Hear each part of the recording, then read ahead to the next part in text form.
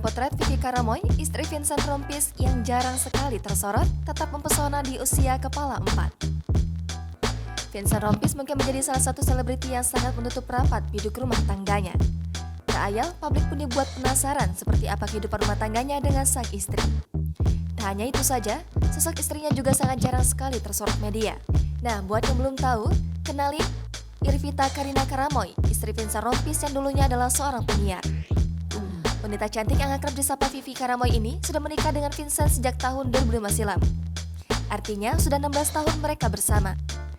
Di usia yang sudah menginjak kepala 4, Vivi pun tetap terlihat mempesona dan awet muda. Ia juga bergabung dalam tim softball bernama Karabela bersama beberapa temannya.